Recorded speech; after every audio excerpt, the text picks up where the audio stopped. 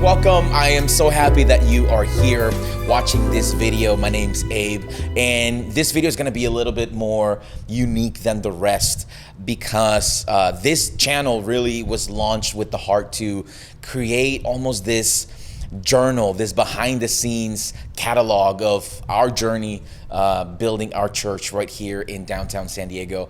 And it's been such a cool couple of weeks. We have 2 videos posted. If you haven't seen them, I encourage you to go check them out. And today I thought it would be cool to just pause and really just kind of give you a little bit of responses to some questions that we've been getting that I hope that you find helpful.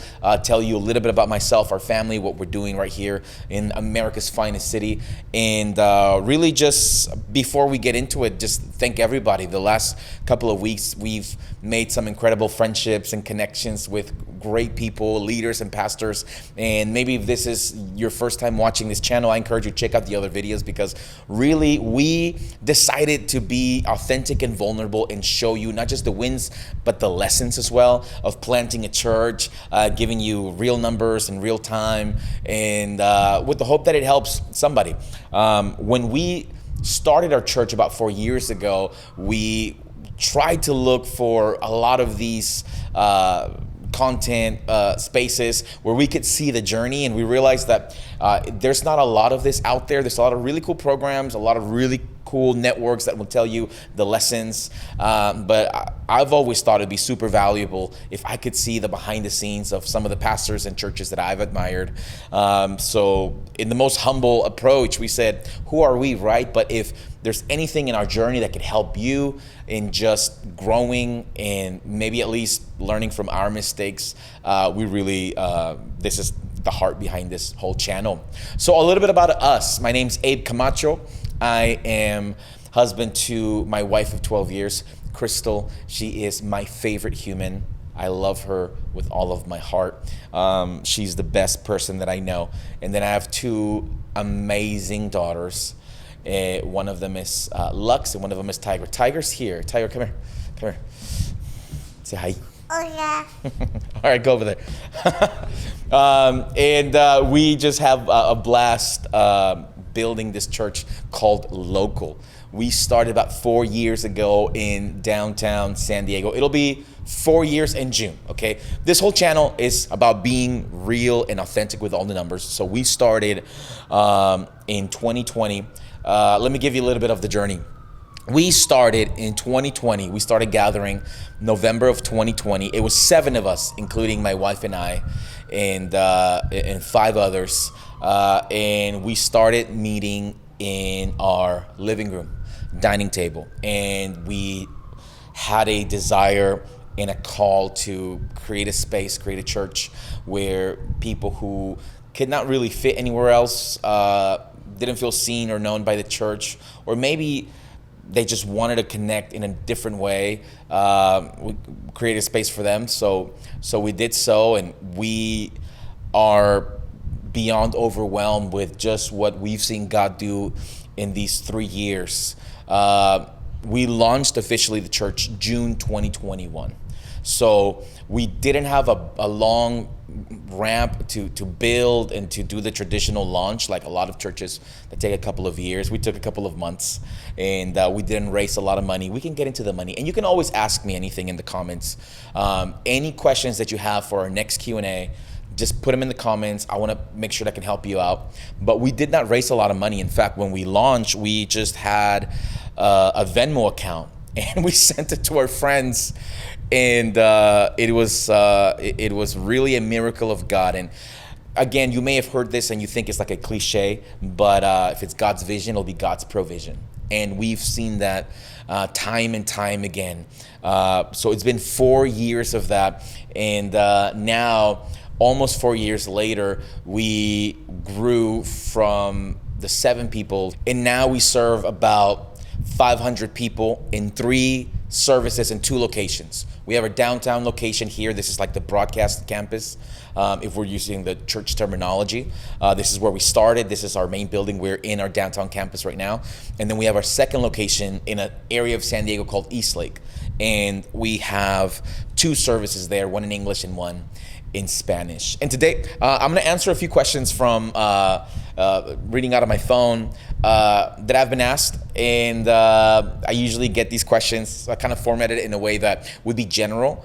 But I want to answer these just to kind of help anyone that's on a journey of planting a church, growing in a church, relaunching, restructuring your church.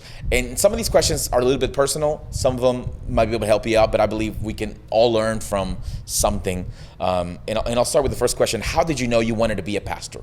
I grew up in a Christian home, going to a Christian elementary school, and we had a pastor there that was unbelievable. He was a person who was so kind, really embodied what I truly believe is to have a pastoral heart. He was kind, he was generous, he loved people, loved his wife, loved his children, and he was an incredible leader. He really influenced me since I was in elementary school. I don't have the story of wanting to be a professional basketball player or an astronaut or a rock star. I wanted to be a pastor, so I don't know. Maybe that's weird. Maybe that's unique, but I always wanted to be a pastor. Maybe because I was exposed to such a young age to a pastor that was doing it right. And hopefully this is an encouragement for anybody that's struggling with having negative experiences with pastors. They're not all bad. They're not all, whatever, fill in the blank. Just because a pastor has hurt you doesn't mean every pastor is like that. A lot of my family are in ministry, and they love God, love their families, love their wives and kids. A lot of my friends, my mentors who are pastors, they're incredible. And I would encourage you, if you're going through a season of being disappointed by a pastor, do not give up, because there is good people out there who love God, love people, and are called to serve their church. So do not give up on the whole thing. Don't let one person ruin this, because at the end of the day, it's not about the person, it's about Jesus.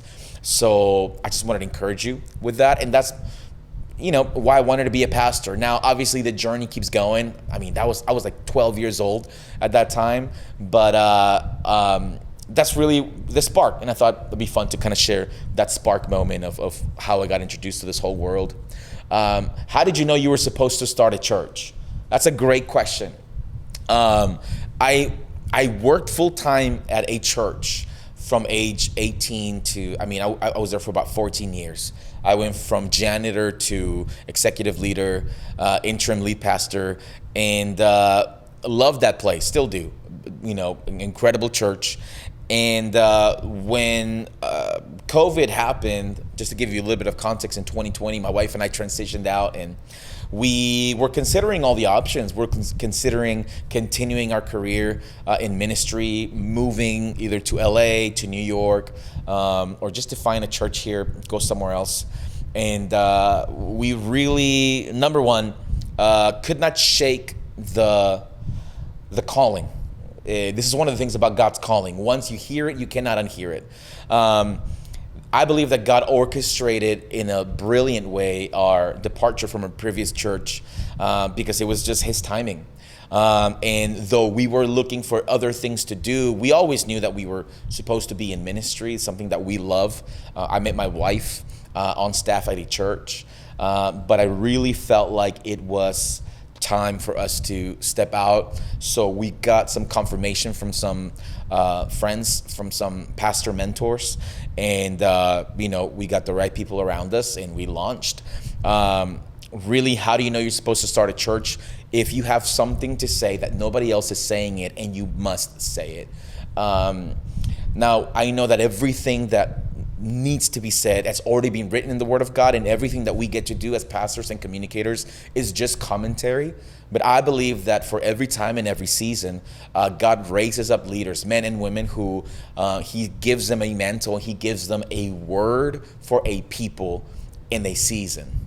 So we felt we had a word from God for a people in a city in this season. And once you have all of those things together, you don't have to push it, it pulls you. You know it's from God when you don't have to push, but it pulls you. There's an ease to it. And it's the best decision we've made in a long time. We've met some of our best friends through this launch, and man, we are loving the journey. What inspires the style of your church? One of the things that I learned growing up in ministry, I used to be a youth pastor, is that my ministry that I was leading looked a lot like me. And when you begin to look at churches and organizations, you realize that the ministry always looks like the leader.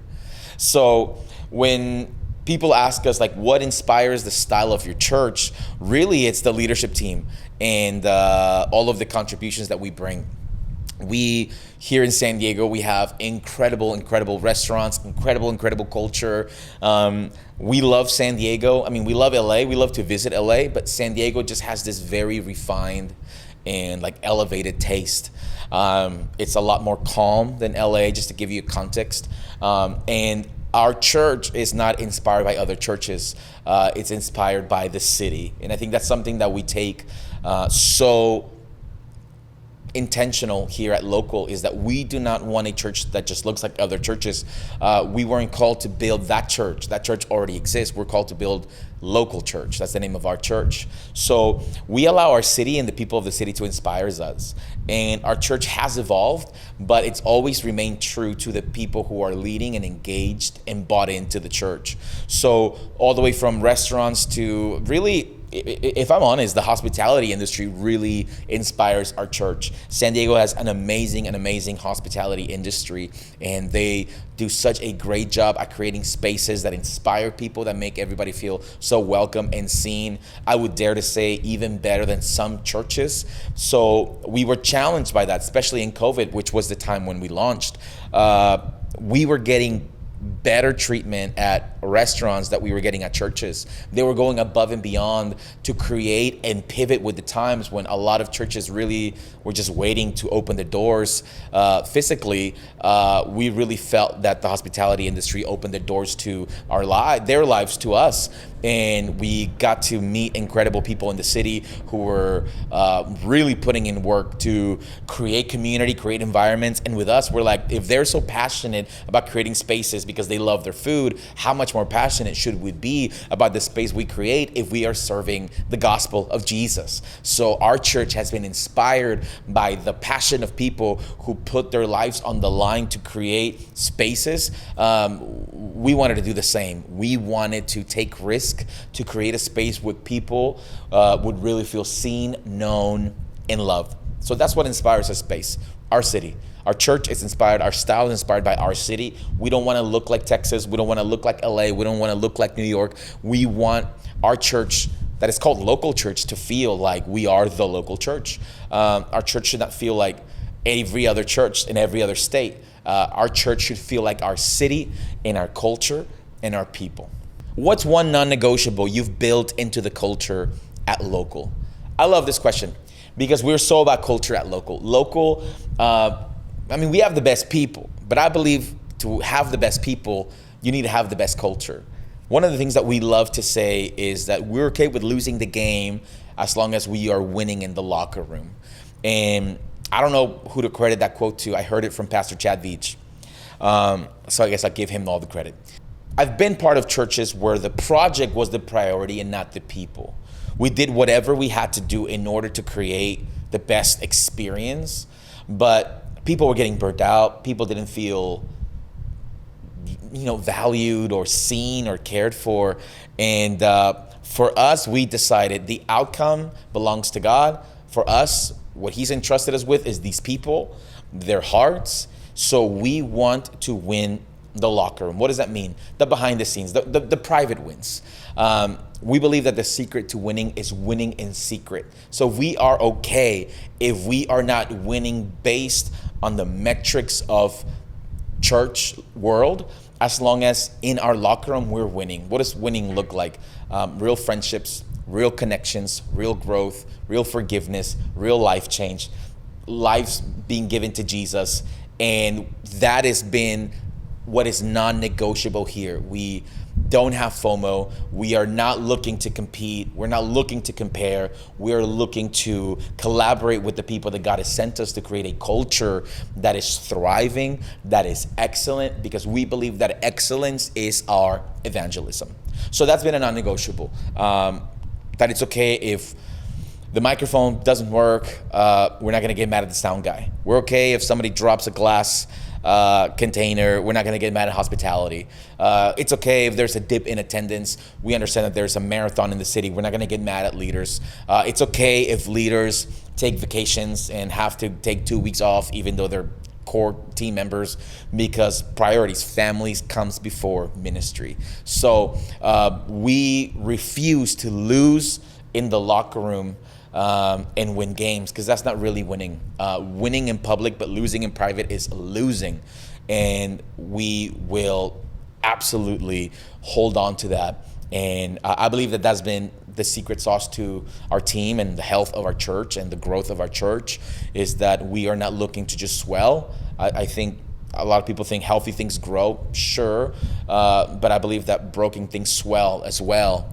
But healthy things grow over time. So we want that growth, that steady growth, consistent growth, healthy growth. What makes your church different? What makes our church different is our team. I've gotten the privilege to go visit my heroes. I've been to Elevation Church, Voo Church, Zoe Church, you name it. Like I've gotten to go because I'm passionate about church. I'm passionate about learning. I'm passionate about being in the room, being at a conference, and just learning. And when you see what they produce, when you see what makes them special, is all attached to people that are bought into the culture. And what makes our church special, what I believe makes local so special, it's the special people that call it home. From the parking lot to the pulpit, from hospitality to ushering to kids ministry to youth, we have the best people. I believe, and it's been part of our whole journey, is that difficult seasons will bring the best company. And local has been a hospital for people that have been hurt by church, hurt by religion, hurt by you name it. We have been so intentional about creating a space where people can come and feel loved, so that the Holy Spirit can restore them over time, so that they can have an encounter with Jesus. And as their life improves and their life gets restored, what it produces are leaders with healthy hearts. And that's what produces a great church. One of the things that I believe also makes our church really special is that it's everybody's a volunteer. My wife and I, for the first 2 years of our church, we were volunteers. We didn't take a dime. I worked 2 jobs. I'll get into that another time. But I had 2 jobs, and ministry was just ministry. 2 years into it, our pastors challenged us. They said, hey, take a leap of faith. And we jumped in, and we've been on staff for about 1.5 years now. But the rest of our team, our executives, our campus pastors, our worship pastors, our youth pastors, they're all volunteers. So what that does in our church is that it creates a leadership team that is not built in a bubble, that is not living in a bubble. They are connecting with people every single day who may not be regular church goers. So the heart of our leaders are always connected to the people who we're serving. I was part of a staff with an incredible group of people, but after a while, when you spend 8 hours a day plus your volunteer time with people who have to do ministry because their life really, that's how they make a living, you begin to build this bubble, and it's harder to relate with people. Though we have a heart for people, it's harder to relate with people and what they're going through, because really we're just trying to maybe create a cooler, better church, instead of really having a heart for the broken and the lost and saying, hey, come and find Jesus in the place where I found it. So I believe that one thing that makes our church really, really special is that our team, they're volunteers. They do this out of the kindness of their heart. They go to work, they raise their children, they have their date nights, they have their lives and their schedule, and still find a time to come and serve at such a high level. The people who serve in such an excellent way right here at Local, it's not that they have nothing better to do. It's that they've decided that there's nothing better to do with your time than to build a local church. So they give their time, talent, and treasure without expecting anything in return. And that, as a pastor, is the best thing ever. And how do you find the right people for your team? This is a great question. I think I heard it said, Pastor Rich Wilkerson Jr. said that the right people don't care where we're going. And I like to use this analogy that when you could be in the best place ever, the best restaurant, but if you're with the wrong people, like people that are just complainers, people that are nagging, people that are negative, people who are naysayers, people that are cynical, it doesn't matter if you're the best place, it's going to be a bad time. But the best people, you could be stuck in the middle of nowhere and you're just going to have a party. So how do you find the right people? Number one is it's relationships. Nothing is better than the system of just relationships. Spending time in your church lobby, spending time at a coffee shop, spending time with people outside of Sundays, and seeing, hey man, why are you here? And when you begin to hear stories and you begin to realize that people are not coming in with an agenda and they just want to be on the journey, man, those are the best people, because you are able to listen to the Holy Spirit, make changes. But when you have people that are just committed to their room, not just the whole house, they're here to fulfill their agenda and their practices, be very careful, because if you have to compromise to get them, you're gonna have to compromise to keep them. But when you have people that are for you, who love you, and you love them and are for them, really it makes the whole journey so much fun, because you're able to grow, change, make decisions, make mistakes, and you lead with a peace of mind knowing that, hey, these people are for me, they're with me, and man, we can take the mountain with this. So I encourage anybody, if you're looking for the right people, don't look so much at the talent, don't look so much at the charisma, look for the chemistry. I look for chemistry first, always. I've been with talented people that it's just not enjoyable, because what good is it for y'all to share a platform for 1 hour once a week, but then you have to put up with them for the rest of the week, versus, hey, I love spending time with this crew, I love spending time with this family, and let's all work on getting better and work on our culture and excellence so that we can create the best worship experience for our community. And that is the questions that I wanted to get to today. Hopefully this helps anybody. And I want to challenge you again, if you have any questions, I'd love to help.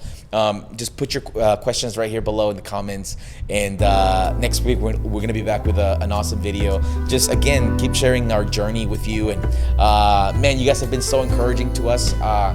So I just want to thank you from the bottom of my heart. I know our team's always watching. They tease me sometimes. But it's been a blast, and we're gonna keep doing this. So I love you so much. If you're in San Diego, come check out Local Church downtown in East Lake, en inglés o en español. I love you so much, and I'll see you next time.